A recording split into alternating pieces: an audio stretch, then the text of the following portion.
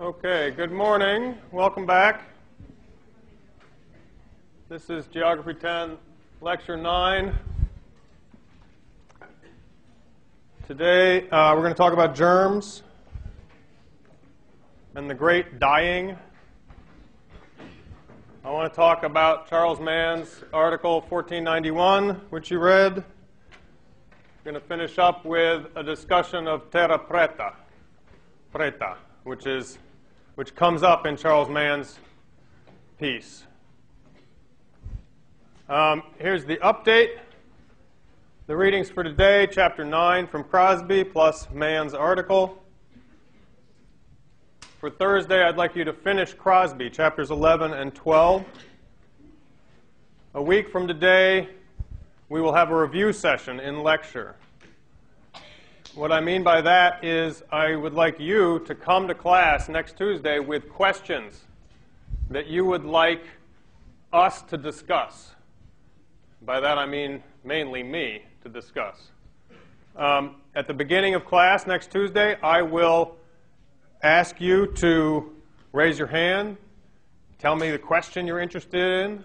I will write the questions on the board or maybe type them onto the PowerPoint screen.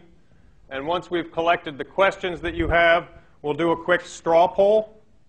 You'll all be allowed to vote for the 2 or 3 questions that you are most interested in hearing discussed. And then we will sort the questions accordingly. And we'll start with the ones that the most people want to talk about, and we'll work our way through and see how far we get. Typically, I end up with 10 or 12 questions, and we usually are able to talk about all of them, or very nearly all of them.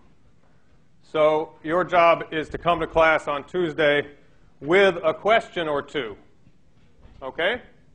I also would like you to read pages 32 to 41 from the Atlas for Tuesday. I also would like you to consider bringing your Atlas with you to lecture on Thursday. I do not have that many things to say further beyond today about Crosby, and part of the lecture, and maybe much of the lecture on Thursday, will actually be about the Atlas. I also plan to talk a little bit about climate change and the Arctic. Okay? As I said, there'll be a review session next Tuesday. There will not be class on Thursday the 4th. And the midterm will take place in class on the 9th, 2 weeks from today. I will talk more on Thursday about the format of the midterm.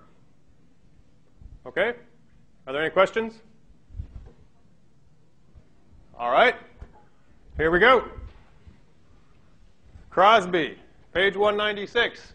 It was their germs, not these imperialists themselves, for all their brutality and callousness, that were chiefly responsible for sweeping aside the indigents and opening the Neo-Europes to demographic takeover.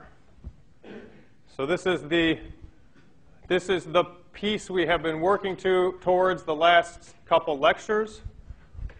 The idea that it was the immune systems, the relative immune systems, or the immunological condition of the Europeans as compared to the immunological condition of the Native Americans that made possible the Neo-Europeans' takeover of parts of the New World. Everyone comfortable with that argument? Everyone make it through the reading for today? Anyone have questions about how this happened? Or doubts about whether it happened? The point here is that a class of diseases, which Diamond at least calls crowd diseases, evolved from domesticated animals, or more specifically, evolved from the combination of humans and domesticated animals living together in crowds, so to speak. So high densities of both people and animals, domesticated livestock, living in proximity, close proximity with each other. That reminds me, actually, there was one other thing I wanted to ask you guys about grass. What does it take to keep an animal domesticated? Any idea? A stick? Is that the best way to keep an animal domesticated? Yeah. Have them depend on you. Okay. What kind of things do you have to do to keep them dependent on you? Yeah. Feed them. What if they eat grass that grows by itself? What if you don't have a way to build a fence? Yeah. Herd them with dogs. Okay. That's a. Well, what if once you've got them where you want them? What do you do then? Yeah. Well, I'm just talking about day to day, not so much those key moments when you actually control their reproduction. I'm talking about if your job is to tend these animals and keep them domesticated. And the reason this is important is because we're actually going to talk today about feral animals, right? Or feral, depending on how you want to pronounce it. What's a feral animal? Yeah. A domesticated animal that has gone wild. Which is to say that a lot of these domesticated animals actually can survive on their own without human assistance, at least given certain environmental circumstances. They may or may not be able to reproduce and persist as a population in the wild, but many of them have the, they're perfectly capable, and that's part of what makes them so useful, right, is that you don't necessarily have to tend after their every need every minute of the day. They're much easier to take care of than, say, small children. The movie Grass, the focus is on the migration, and so yes, it's this huge, concerted, lengthy, difficult process, right? It takes a lot of human work, but once you're there, and you're hanging out with your animals on the plains of Iran, what does that look like? What does that work actually consist of? Is it work? That's another question to ask. In a lot of ways, what it takes to keep an animal domesticated is simply to keep it used to you, to keep it accustomed to you. Physical co-presence. This is something that social scientists have actually, believe it or not, wrestled with. The question of what is the nature of the work that pastoralists do. And there's sort of two trains of thought, two schools of thought. One is pastoralists actually don't do much of anything. They walk out with their animals to wherever they're going to graze that day, and they sit down and they sit. And that's not work at all. It's the easiest life on the face of the earth. It's the original affluent society, according to some anthropologists. And then on the other side is the school of thought that says, no, these are actually people who never stop working. They're 24/7 all the time because they never know where their animals might go. They can't leave them alone for a minute. They have to track them through storms and so on, keep them alive in the face of predators and things like that. All of this is to say that the category work, which we're accustomed to very easily defining and distinguishing from leisure, doesn't really work very well in the context of these pastoralists. Have any of you ever had any interactions with feral animals?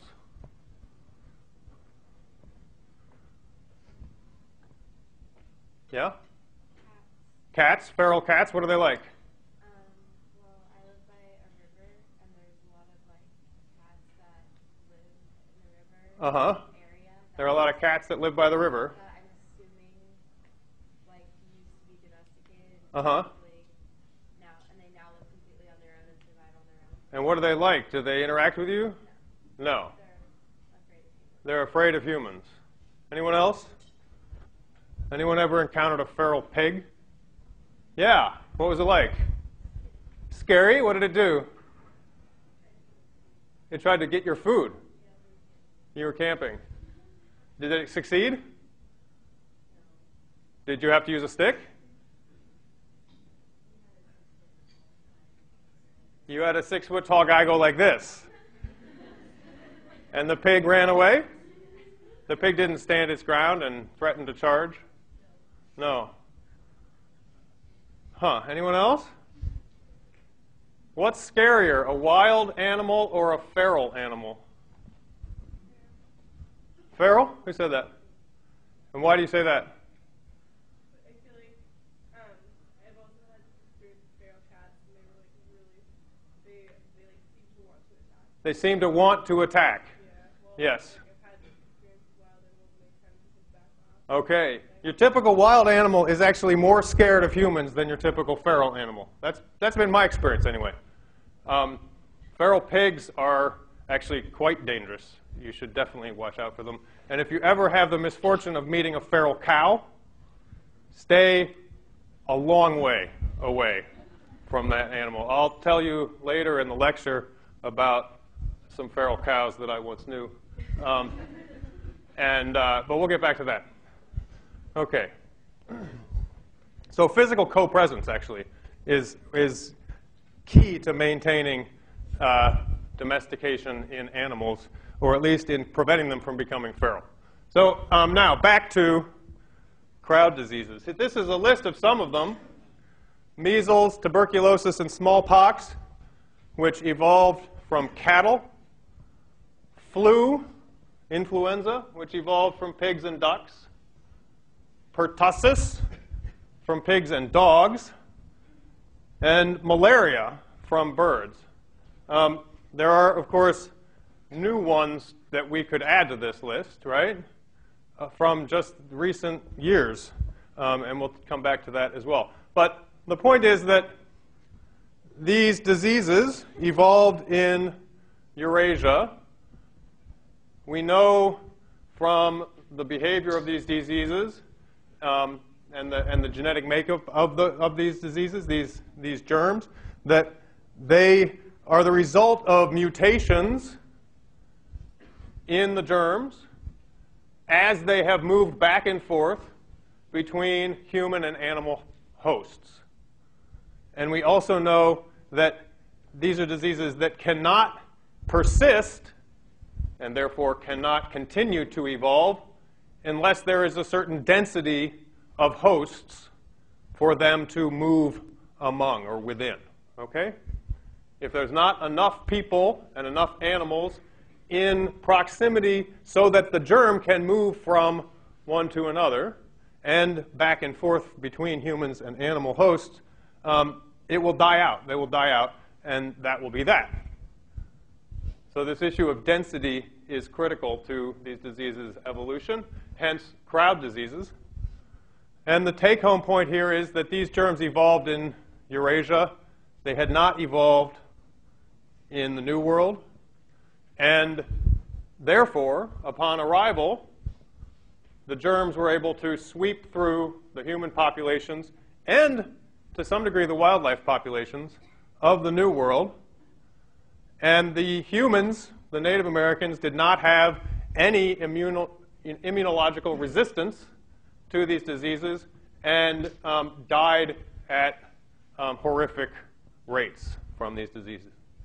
And that this essentially cleared the continents of the vast majority of their human population, actually ahead of the arrival of most of the Europeans. Any questions? So here's a summary of how this works. Natural selection and germs. A bacterium or a virus must have a host. It can't live by itself. It's got to be in somebody, in some living organism. It must also reproduce and spread. It must find new hosts. Why is that? Why must it keep moving? Why can't it just hang out in one host? Yeah. Go ahead. All right. Eventually, the host is either going to die, in which case you got to find a new host, or the host is going to become immune to it, is going to fight it off. And your immune system will defeat this germ, this bacterium or this virus, and it will no longer be a suitable host. All the while, it's constantly mutating, just like any other living organism. And its success as an organism persisting through time, its evolutionary success, depends on what it does to its hosts, whether it kills them, whether it triggers immune response, how quickly it does that, obviously. It depends on the mutations, and it depends on the density of the host species.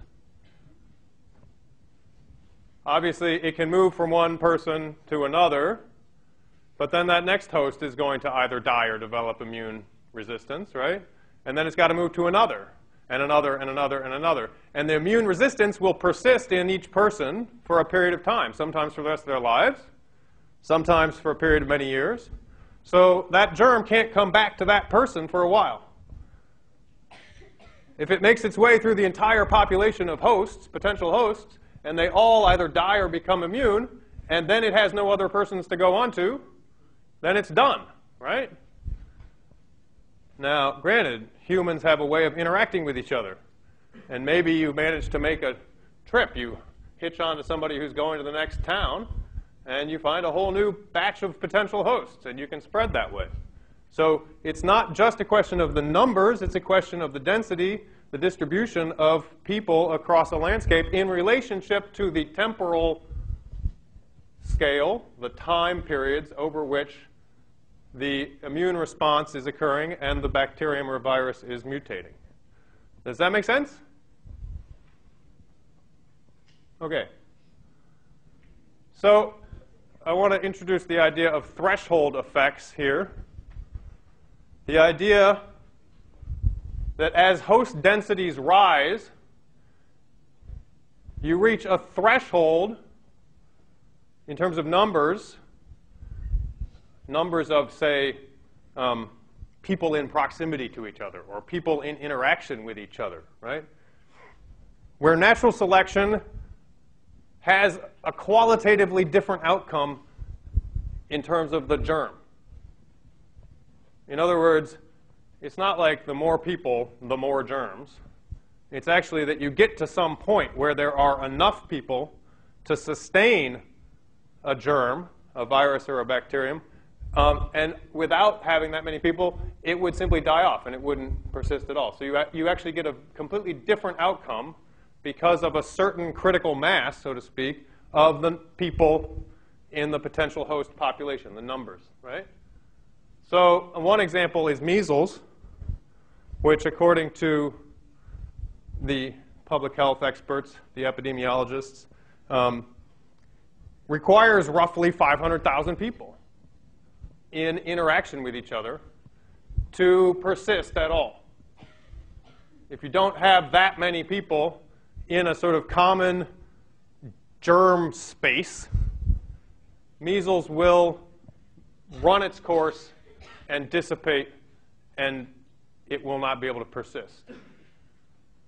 So the take-home here is that high densities of livestock, high densities of people create new microbes, brand new microbes that would not exist otherwise. Are there any questions?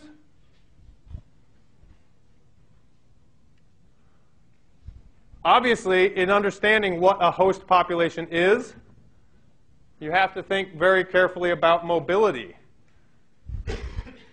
So it's not simply a question of the number of people in one place, you know, the number of people who actually live in one city, for example.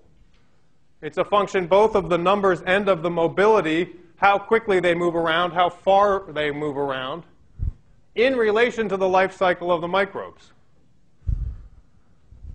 So if you have two cities of 500,000 people each, but they only interact with each other say, once every 10 years. Maybe there's some crazy sports event that happens every 10 years, and otherwise they never have any physical interaction with each other at all. That's a different situation from an immunological point of view than if they send emissaries back and forth every year or two, or every week, or if, in fact, they routinely travel back and forth and trade with each other, for example, right? So greater mobility in terms of speed, frequency, and distance effectively makes host populations larger. Speed is also important, right? If it takes you 6 months to get from the one city to the other, that's long enough that if you leave town and you are carrying some germ, you're sick, chances are by the time you get there, your immune system will have dealt with that germ and disposed of it. And you will no longer, I mean, this is the point of quarantine, right? You quarantine a person or an animal for a period of time so that whatever it is that they're carrying goes away. And they then can't pass it on to the people in the new place that they're going to. So the fact that we now can travel around the world in a day, or to the other side of the world in 16 hours on an airplane or something like that, has very significant effects for the ways that germs can move and infect new populations. In a sense, what we now have is a situation in which the entire human population, with perhaps the exception of some very remote locations that see very, very little interaction with the outside world, functions as one gigantic host population for diseases. Whereas 200 years ago, it might take you 6 months to make that trip, and that in turn would have very different effects on the movement of germs. Does that all make sense? Okay. So, and you get this, I think you can get a feeling for this reading 1491 as well as reading Crosby. The circumstances in the New World were sort of perfect for cataclysmic epidemics, pandemics, right? You had initially a very small number of people traveling from Europe and landing on the edges of this continent, these two continents. Many of them probably, if they were sick when they left Europe, had gotten over it by the time they got to Europe. But even on a boat, right? One person leaves port in Europe sick and gets better, but the germ moves to another person on the boat. And maybe another person. And by the time you get to the New World, it's still alive. The germ is still going strong. It's got at least one host. And that host gets off the boat. Those germs, at that point, are capable of moving actually faster than the person, so to speak, right? Because as soon as that person has contact with a person on land, say a group of people on land, and those people start moving, and those people have interactions with other people, and those people move, and then you got to think about the animals that might also serve as hosts for some of these diseases. There's a discussion in man about the pigs, right? That De Soto took through the southeastern United States, what's now the southeastern United States. And the possibility, the likelihood, that these pigs actually carried smallpox with them.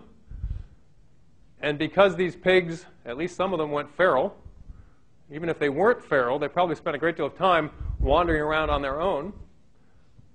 And they could spread smallpox in such a way that it actually could arrive at an Indian community that had never seen a European.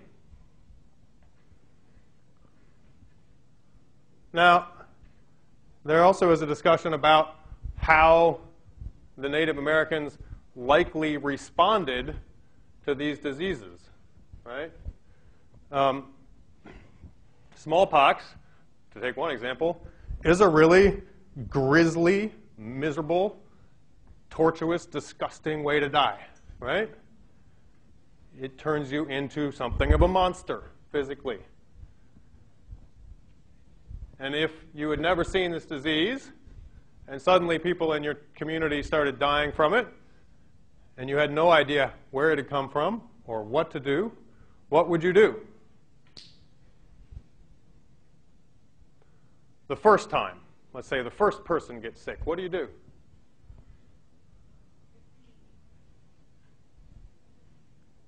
You call your healthcare provider. No, of course you're not. Well, actually, in a sense, you do, right? Chances are you do whatever it is that you normally do in response to disease, right? Which might involve collecting plants, consulting with somebody who's known to understand how to treat diseases, right? You probably put them in bed and administer these cures of various kinds. Who knows what they are? And then what do you do when, like, 20 more people get this disease in the following 2 weeks? What do you do at that point? Say 20 more people get it and 16 of them die in 2 weeks. What do? You get the fuck out of town, right? You run. You take everything you can, everybody you've got, you get the hell out of Dodge. Where do you go? Someplace nearby where you've got some friends who've got some food, right? Somebody who can take care of you or offer you something. You get moving. And what do? In effect, you spread the disease. And the next, very likely, the same dynamic plays out at the next village. And so on and so forth, right? The numbers are subject to a lot of debate, right? That's really what the Article 1491 is about, is scholars' recent efforts to make sense of some of these numbers and debate what they should be, how to arrive at them, how solid they are or aren't, that kind of thing. But we do know of at least many instances where mortality rates were upwards of 90%, right? And that could happen very quickly with a single outbreak, at least at reasonably smaller scales. But you have to remember that there were multiple diseases that were all brand new, and that there were waves of these things. And that, I think the summary he offers is that according to some of the scholars in this debate, in 130 years, 95% of the population of the Americas died from these diseases. You see a collapse in Mesoamerica from about 20 to 25 million people to about 1.5 million between 1500 and 1650. A collapse in Peru from 5 million to 300,000 between 1520 and 1780. Here in California, the numbers are estimated to be about 310,000 Native Americans to 16,350 between 1760 and 1880. Any questions?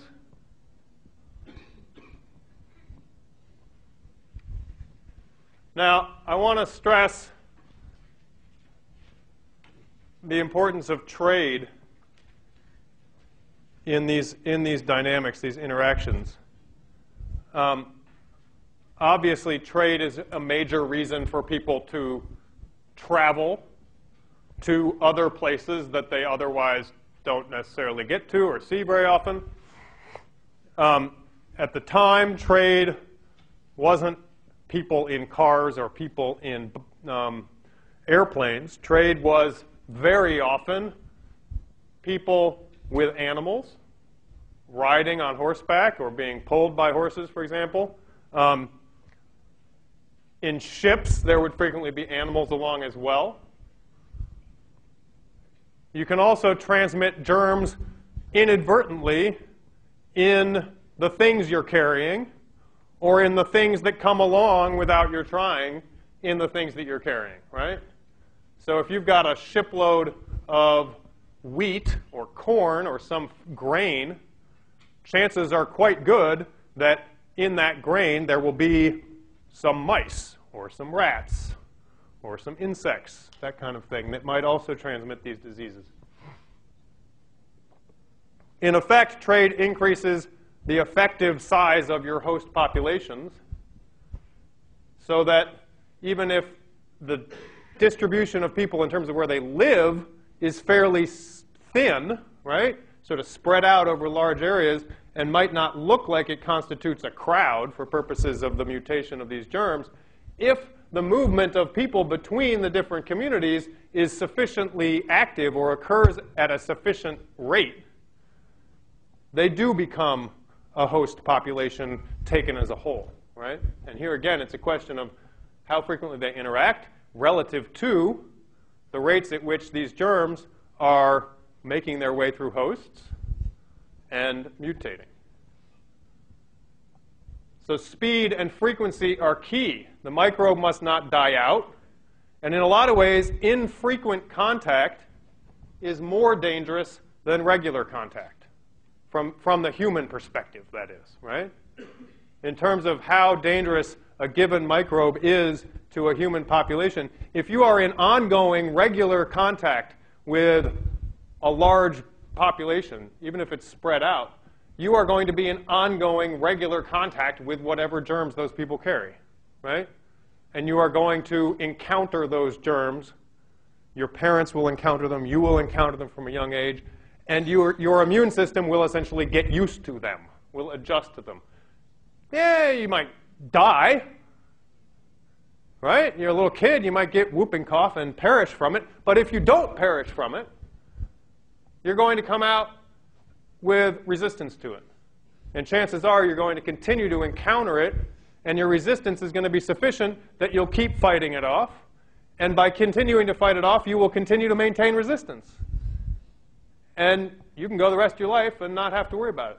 If, on the other hand, your contact, or the contact through trade that you have with dispersed human settlements is really infrequent, say it only happens every 10 or 15 or 20 years or something like that, then chances are that something will happen with a germ in that other community over the course of 10 or 20 years, and you will not have a chance to respond to it immunologically. And when it does come back, you will essentially be no longer immune to it. And you will stand a good chance of getting sick, and you might, in fact, get much more sick than you would have if you'd been in ongoing contact. So here again, think about the ways in which germs moved through, say, the interior North American continent between 1500 and, say, 1900. And in a lot of that area, the contact was very episodic for most of that period, right? You might have an explorer or a trader or a missionary, for instance, who makes their way out into some area, and apart from that person or that party of people, there might not be hardly any other European sort of incursions into that area for quite some time. Maybe years, maybe decades.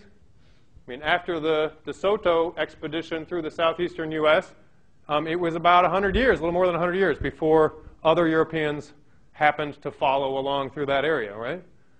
Which meant that the first round of diseases had worked its way through and decimated the native population. But by the time the next Europeans showed up, any Indians who were still living there, still alive, it would be a whole new generation of people, right? There would have been complete turnover by that point. And none of those Native Americans could be expected to have had a chance to build up resistance to the germs. So the whole process could start over again. Here's a map that was produced a couple of years ago. As you know, these questions of germs mutating between animals and humans has been very much in the news in the last 5 or 10 years, right? Whether it's avian flu or swine flu, this issue has not gone away. This map indicates and depicts where the likelihood of transmission of infectious diseases between humans and animals is greatest? Any patterns that anybody sees there? Yeah. Okay, it looks as though it still correlates pretty closely with human population densities, right? Whether you're talking about South Asia or East Asia, Nigeria, the northeastern United States, that looks like the area around Rio de Janeiro and Sao Paulo, right? The highest density human settlements seem to map pretty closely here with the likelihood of these diseases going back and forth between humans and animals. Obviously, we also have to think about the density of animals. And the density of animals, particularly chickens and other fowl in some parts of the world, particularly parts of Asia, is extraordinarily high in addition to the high density of humans, right? All right, let's take a 5-minute break, and then we'll be back.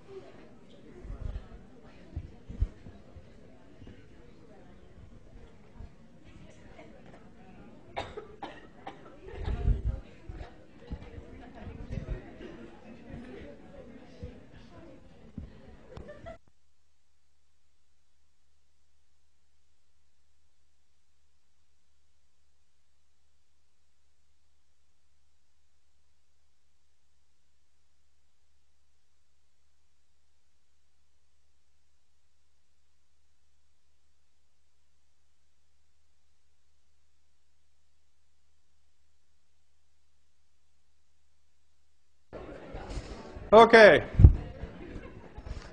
Let's get going again.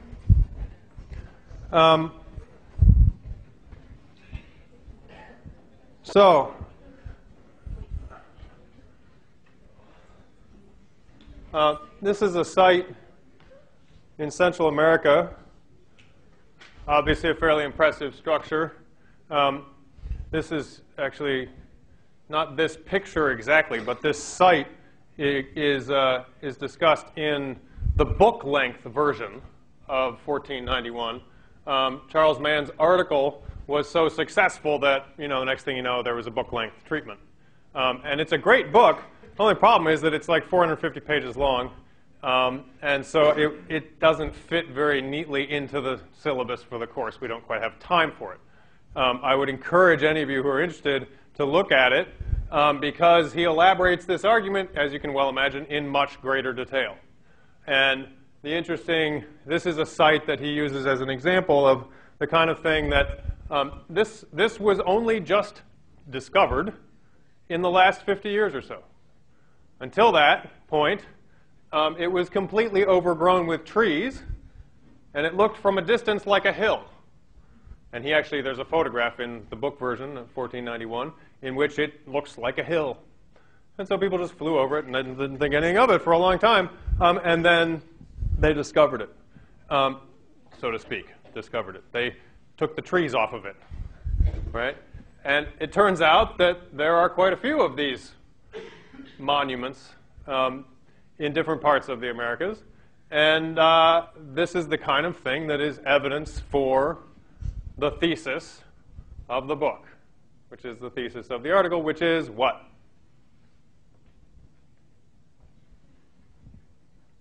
Nobody did the reading? Yeah, there you are. There were like a lot more people living in the Americas than we originally thought. Okay, there were a lot more people living in the Americas at the time of contact, 1491, 1492, than was previously believed, and quite possibly more than were living in Europe at the time. And moreover, it's quite possible that the civilizations of the Americas, and here we're thinking principally of the Incas in Peru, and the Mayas and the Aztecs in Central America and what's now Mexico, that those civilizations were in many ways more advanced, more complex, more sophisticated than European cities, civilizations, at least in many respects. In terms of political organization, in terms of knowledge, language, knowledge particularly of subjects such as astronomy, in terms of the density of the cities themselves, the artistic, cultural productions of those societies, and perhaps also in terms of simple things like public health, equality, perhaps even, the sort of standard of living of the average person. Now, the question I would pose to you is, if man is right, and he would readily admit these aren't his discoveries, he's putting together the information of a lot of researchers, including Crosby, but Crosby as well as more recent archaeologists, anthropologists, demographers. He's putting it all together and putting forward this argument.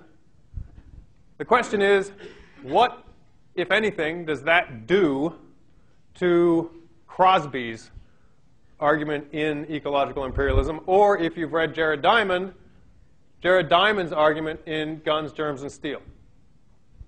Any thoughts? Does this refute Crosby?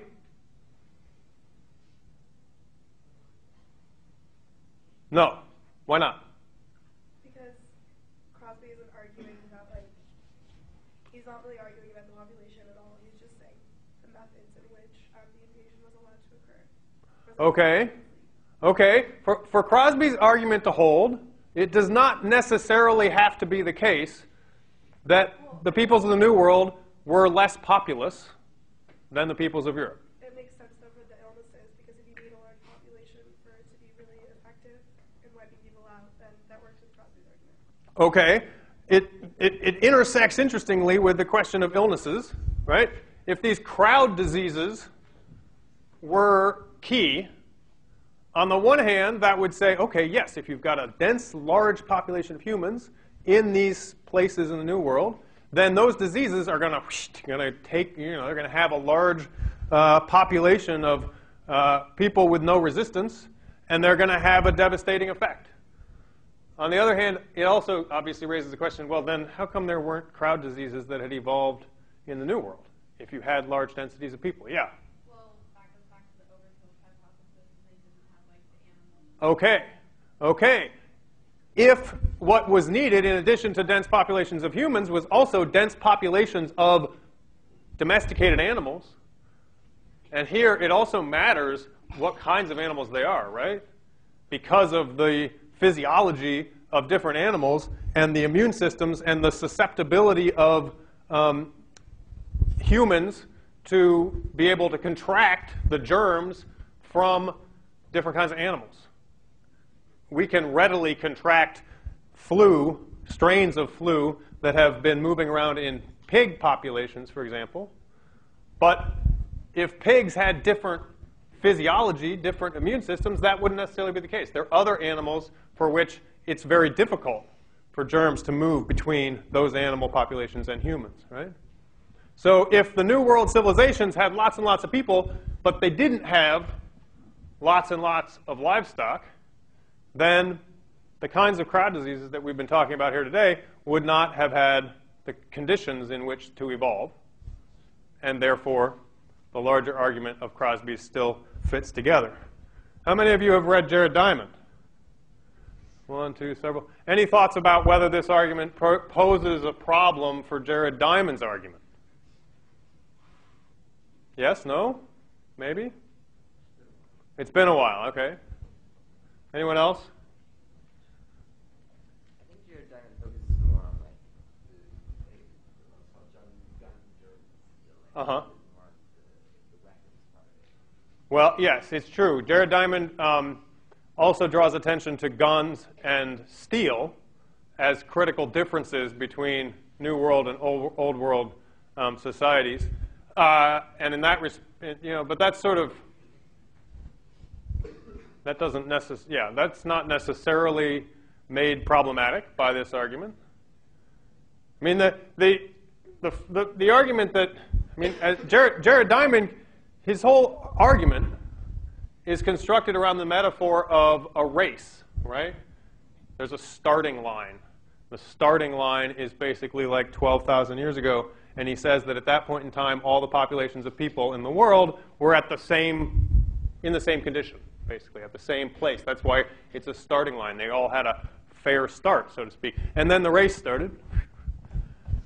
And he says the European populations basically were way ahead by 1492, and that sort of asymmetry, that difference between the rate of development, so to speak, between the beginning of the Neolithic Revolution and the present, or 1500, explains what happened afterwards.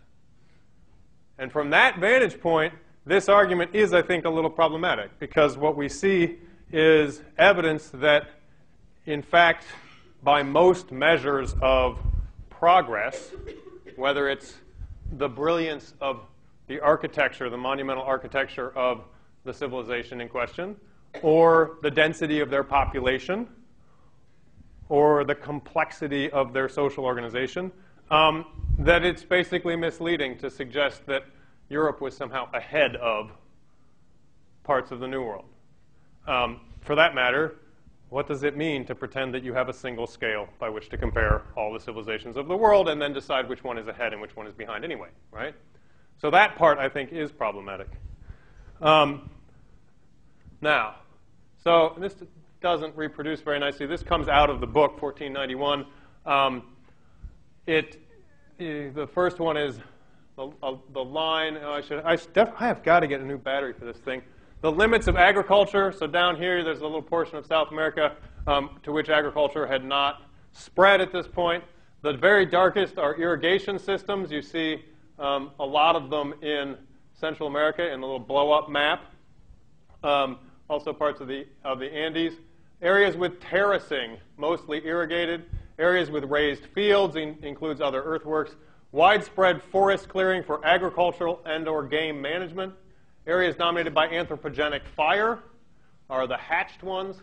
This does not, you'll have to go find the book and look at this if you really want to study it closely. And then finally, agroforestry concentrations, patchworks of gardens, orchards, and managed forests. And the point of this map is just to give you a sense, if you take all of the different cases, all the instances, all the archaeological and anthropological evidence, and put it all on one map, to give you a sense of how widespread these humanized landscapes were at the point of contact, right, in 1491.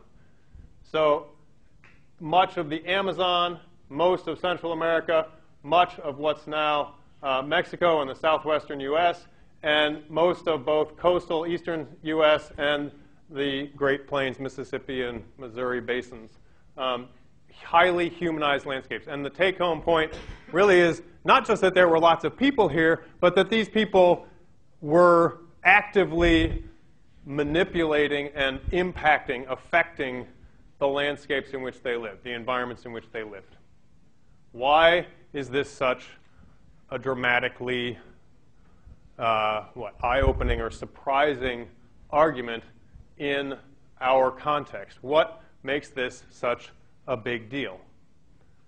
Right? Mann describes the, Crosby put together this hypothesis or this argument, and the manuscript sat on the shelf for 3 years because no one would publish it, right?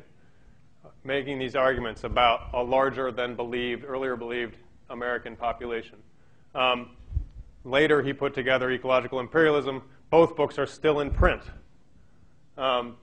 He talks also about Henry Dobbins, who most forcefully articulated an argument for a human population in the Americas in 1491 that was orders of magnitude larger than previously believed. And he set off this firestorm. Huge debates, controversies. And I want to talk a little bit about why it's so controversial.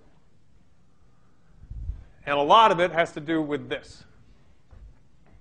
It has to do with wilderness, the idea of wilderness, and the power of the idea of wilderness among North American environmentalists. So here we have, these are direct quotations, excerpts from the 1964 Wilderness Act, which is a piece of federal legislation that gave birth to, so to speak, created what we call now the wilderness system, the system of wilderness areas in the United States. A wilderness is an area where the earth and its community of life are untrammeled by man, where man himself is a visitor who does not remain. Of course, that's a little too general for a statute. How are you going to tell an agency what to do with that definition? So they have to go on and define it further. An area of undeveloped federal land retaining its primeval character and influence without permanent improvements or human habitation, which is protected and managed so as to preserve its natural conditions. How many of you have been to a wilderness area? Set foot in a wilderness area. What were you doing when you were there? Hiking. Anybody else? What else? You're all hiking? Trespassing, even better. Probably still looked a lot like hiking, though, right? You just didn't have the permit? Yeah. Okay. You were living according to this. You didn't stay, right? You left. You were a visitor who does not remain. Did you trammel it? Yeah? You trammeled it? Darn it. Then it's no longer a wilderness. So this is a very central piece of U.S. environmental law, right? It was the result of years of active political struggle dating back to the early 20th century to create this category of land called wilderness. And the definition of it from the beginning, formalized in the Act, is precisely land where there is no human influence, right? Now, the fear, of course, was that such places were disappearing, that it was harder and harder and harder to find any place where there was no trace of human impact. If you follow this further through, they define it even further, which, one, generally appears to have been affected primarily by the forces of nature, with the imprint of man's work substantially unnoticeable. So it's a place, so it's gotten really narrow now. It's got to be federal land, first of all. It'll also turn out it has to be federal land of at least 5,000 acres in size. It's got its primeval character, whatever that is. And it doesn't look like there are people there. The people don't stay. It has outstanding opportunities for solitude or a primitive and unconfined type of recreation, which I believe is our favorite kind, right? I love that primitive, unconfined recreation. Thoughts about what that might mean? So we know it's primal, primitive. It has at least 5,000 acres of land, or is of sufficient size as to make practicable its preservation and use in an unimpaired condition. And 4 may also contain ecological, geological, or other features of scientific, educational, scenic, or historical value. There are certain things you can't do in wilderness. One, obviously, is live there. That would be completely in violation of wilderness. There shall also be no commercial enterprise. You're not allowed to make money there. And no permanent road within any wilderness area designated by this act. And then in that ellipsis, there's a whole bunch of stuff about, well, in the event of an emergency or loss of life or something like that, then you can fly a helicopter in. But otherwise, there shall be no temporary road, no use of motor vehicles, motorized equipment, or motorboats, no landing of aircraft, no other form of mechanical transport, and no structure or installation within any such area. What this means, yes? What are national parks then? What are national parks? Is that not considered wilderness? There are wilderness areas within national parks, designated as wilderness. But national parks aren't themselves automatically wilderness areas. You know, a national park can actually have lots of roads in it and lots of buildings. If there's going to be a wilderness area overlaid on a national park, it's got to meet these criteria. I mean, what this means in practice is that when they build trails in wilderness areas, they're not allowed to use chainsaws. I kid you not. They have to use handsaws. They're not allowed to use mechanical drills to break up rocks to create the bricks to build the trails with. They have to just find rocks. Because you're not allowed to have any mechanical device. You're not allowed to have a bicycle because that's a mechanical device. You are allowed to have a horse. A horse is not a mechanical device. There's some very fine distinctions to be understood with respect to this idea of a wilderness area. But the one that really has to be remembered is the idea that a wilderness area is primeval, it's natural, it's untouched by humans. It's pristine. This idea is really deeply entrenched in American environmental thought, American environmental philosophy, and American environmental activism. There are a lot of organizations, such as the Wilderness Society, for which the protection and designation of wilderness areas is sort of the reason to be involved in environmental politics at all, right? This is the highest goal. This is the highest standard of protection for land under our federal laws. Now, if Mann is correct, and Crosby and the others are correct, this idea of wilderness is deeply problematic, right? At the very best you can say for it is that such conditions were created in the Americas as a result of what are these pandemics, which, you know, were reinforced and capitalized upon in, you know, with the use of outright force and sometimes outright genocide, right? In other words, if you think wilderness, the highest form of nature, is an area where there are no humans, this is not what the Americas have always been and therefore must remain. This is not somehow a timeless result of nature untrammeled and primeval. This is actually the result of a complete depopulation by disease and conquest of 2 entire continents. Now, that alone might be problematic to start with. And there are plenty of instances in which some of our most iconic national parks were consolidated as national parks through the use of force to remove the native populations that did still remain there, even if only in small numbers, right? But there's a further piece to this argument which is perhaps even more problematic, and that is the part that says, no, actually those landscapes that you think are so perfect and worth preserving aren't the result of nature's work. They're actually the result of those previous human populations and the things that they did there. That part really starts to look complicated. In other words, nature doesn't take care of itself automatically, naturally, in these places where there is apparently no human trace. These places were actually produced by human activities. They would look different in the absence of human activities, right? Whether we're talking about fire as a practice to enhance wildlife habitat, for example, which had profound effects on forest structure in higher elevations and wetter places, also had profound effects on maintaining grasslands in drier, lower sites like the Midwest, or whether you're talking about the outright manipulation of watersheds to create terraces for agriculture. And then finally, we're going to get to this question of terra preta and the Amazon.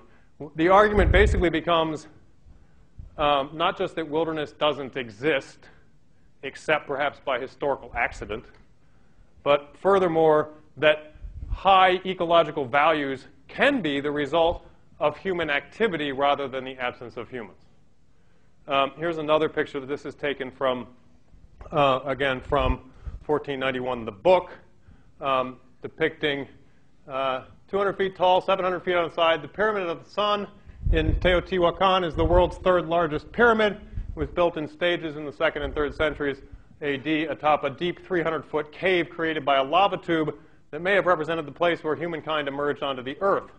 The pyramid and the rest of the city are oriented on a rectilinear grid 15 degrees, 25 minutes from true north, a direction that may have aligned with the cave mouth. I tried to find a more recent photograph of this, but they all look like they came out of tourist brochures and didn't give you a sense of the city around this pyramid. They only depict the pyramid in kind of abstraction from the other buildings in the area. So it seemed like this was a better one to use. Here's a map depicting clusters of dense population before 1492 along the main stem and major tributaries of the Amazon River, right? So it's maybe a little hard to see the little dappled, dimpled areas along the river. And this is in an area, I mean, this is a big part of the article, an area of the world that for a long time was believed to be utterly incapable of supporting dense human populations no matter what. The argument being that the soils of the Amazon rainforest simply can't sustain dense populations of humans because they're not fertile enough to grow crops on. They get tons of rain, they get tons of heat and sunlight, but the nutrients are simply not there. They get leached out of the soil by very, very high levels of rainfall. You can grow big, huge trees, but that doesn't necessarily mean that you're going to have fertile soil underneath. And this was the prevailing wisdom until very recently among scholars about pre-contact Amazonia. Now we see, this is a map depicting sites where they have found this stuff, this soil, this ground that they call terra preta. And I want to talk for a few minutes about it. So you can see that it's not uncommon. It's spread. It maps pretty nicely with that map I just showed you. It's widespread through the basin of the Amazon. This is what it looks like. On the right, you see a layer of terra preta on top of the substrate. Up here in the upper left, you have the contrast between the different kinds of soils. The sort of regular soil on the right and the terra preta on the left. And this terra preta is what is found around these sites along the river and its major tributaries. Okay? And it's found in ways that suggest non-natural formation. This isn't just, oh, well, it's wherever the floodplain is. This is actually in like rectangles. And it's in rectangles in proximity to archaeological sites that suggest human occupation and presence. It's not a natural formation. According to recent research, this is something that a lot of scientists are actually getting very, very excited about. And I'll talk now about why. Some soils are thought to be 7,000 years old. Compared with the surrounding soil, terra preta can contain 3 times as much phosphorus and nitrogen. Those are key nutrients for growing crops, right? And as its color indicates, it contains far more carbon. In samples taken in Brazil by William Woods, an expert in abandoned settlements, there's an expertise to cultivate. At the University of Kansas in Lawrence, the terra preta was up to 9% carbon compared with 0.5% for plain soil from places nearby. By the way, terra preta is just Portuguese for black earth. Okay? Terra meaning earth, preta meaning black. A hectare of meter-deep terra preta can contain 250 tons of carbon as opposed to 100 tons in unimproved soils from similar parent material. That difference of 150 tons is greater than the amount of carbon in a hectare worth of plants. That means turning unimproved soil into terra preta can store away more carbon than growing a tropical forest from scratch on the same piece of land, even before you start making use of its enhanced fertility. So there is more carbon in that soil than there would be in the trees if it were tropical forest. And there's an added advantage, which is, if you're worrying about carbon sequestration, it's underground, which means it won't escape to the atmosphere. If it's in trees, as soon as those trees die or burn, that carbon will in fact be released back to the atmosphere and will no longer be sequestered. Johannes Lehmann of Cornell University in Ithaca has studied with Glaser and worked with Sombroek. He estimates that by the end of this century, terra preta schemes in combination with biofuel programs could store up to 9.5 billion tons of carbon a year, more than is emitted by all today's fossil fuel use. So if we can figure out how to make this stuff, this terra preta, understanding, or at least we believe it was actively created by Native Americans thousands of years ago, we might actually have here a scheme for sequestering gargantuan amounts of carbon. And the result would be carbon that's actually in the ground and therefore sequestered for potentially very long periods of time. And we would also have remarkably fertile soil that could be used to grow, for instance, biofuels. If you could find a perennial crop to grow in that terra preta and harvest it so that you weren't plowing up the soil, you could have both the biofuels and the carbon sequestration on a scale that might actually be adequate to the problem of fossil fuel CO2 emissions. The problem, of course, is we don't know how to make it. We don't know how they made it. We don't even know why it works. In other words, we think it has something to do with adding charcoal to these soils. But that's not the only thing that needs to be added. It's not the only thing that's present in these soils. And we don't know what else needs to be done, and we don't know how to do it. We also, we honestly don't even really understand why it is that it persists the way it does. It doesn't just sort of stay there inert and inactive. As it mentions in the article, there are places in the Amazon where people go to these old terra preta sites and they dig soil out of the ground and they take it home and they use it for potting soil. But they apparently have learned never to take all of a layer of it. They leave the lower foot or so, because if you do that, when you come back a few years later, it's made more of itself. Right? It actually has a sort of self-perpetuating, self-reproducing quality to it, and that part we don't understand at all. So, yeah? What's so good about carbon?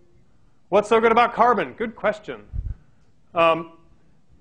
Well, it's what life is made of, for instance, as a starting point. That's a nice thing about it. There's too much of it in the atmosphere in the form of CO2. I'll talk about this on Thursday. This is the major driving factor behind global warming is CO2 concentrations in the atmosphere. And it's always moving around. If we could get more of it out of the atmosphere and put it places where it can't easily get back to the atmosphere, we could reduce or reverse global warming. But it needs to be done on this kind of scale. I mean, we're talking about billions of tons that need to be somehow pulled out of the atmosphere. And we haven't yet come up with a way to do it. So that's why this is so important. Yeah? Is it generally agreed by everyone that it was created by humans, or is that just like a topic? Is it generally agreed by everyone that it was created by humans? I'm sure there are some detractors out there, but I don't believe that they have any alternative explanation that holds any water, right? In other words, and, I mean, these are areas, the Amazon is, have any of you been to the Amazon? Yeah? How did you find it? Like, what were your thoughts or responses, reactions to it? It was really wet. There was A lot of plants. kind of feel the moisture in the air. You can feel the moisture in the air. I was there at the end of the dry season, and you could just taste the smoke in the air because so much of it was burning. Even though you couldn't see the fires, it was just a pall of smoke. But yeah, I mean, you get there and you think you're going to go get to see this tropical wonderland, and basically you get there and it's just uncomfortable and you can't see anything because it's flat and all the vegetation is so enormous and so dense that you can't hardly. I mean, your visibility is about 4 feet in every direction, and it's, you know, if you could actually walk around on top of the trees, you might get to see all the pretty birds, but you can't really see them from the ground. It's kind of disappointing. But where am I going with that? No, I don't believe there are any alternative. I don't believe anyone's come up with a plausible way of explaining how this stuff was formed if it wasn't formed by human action. Well, presumably it was formed precisely to create fertile soil, right? But we don't know in detail how it was created. So I promised you a story about feral cows. And this actually gets back to the wilderness point, so it actually does relate. So when I did my dissertation field work, I stayed in this canyon in a mountain range in Arizona, and the canyon had recently been bought by the Fish and Wildlife Service. And the Fish and Wildlife Service was adding it to a refuge, and the refuge had been created, about 10 years before, when they'd bought this enormous ranch, and they'd thrown all the cattle off the ranch to hopefully help restore this endangered quail. And they thought that the cattle were the problem and that the cattle were preventing the quail from being able to establish successfully on this big ranch. And so they bought the ranch and they took the cattle off. It turns out that didn't actually help the quail at all, and they've since more or less given up on the quail. But meanwhile, they were buying more land and adding it to the refuge, and they were particularly attracted by this canyon because it would add a great birding destination to the refuge. It was a beautiful mountain canyon in southern Arizona. There's tons and tons of different birds. So they bought this place. They bought it from a rancher, and the rancher was this curious former stockbroker from New Jersey who didn't actually spend much time up there and only had a handful of cattle.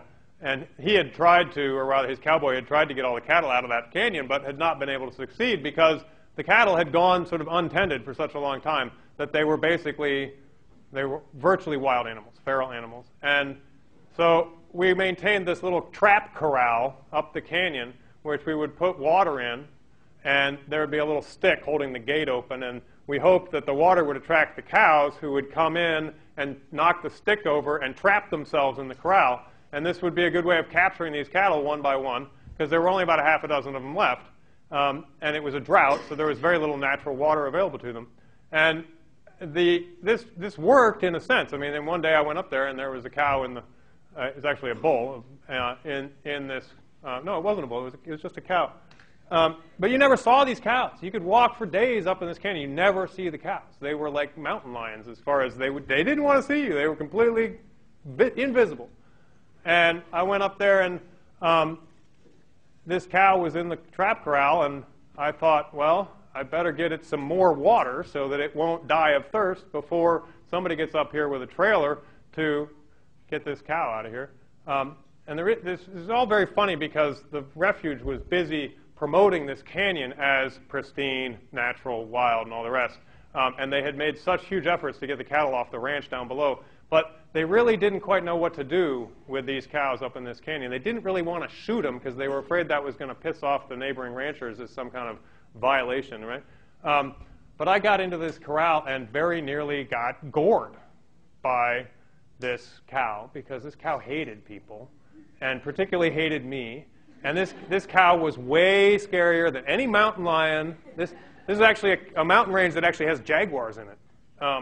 There were plenty of scary animals, potentially deadly animals up there. But these cows were way scarier than the mountain lions or even a jaguar as far as potentially threatening humans.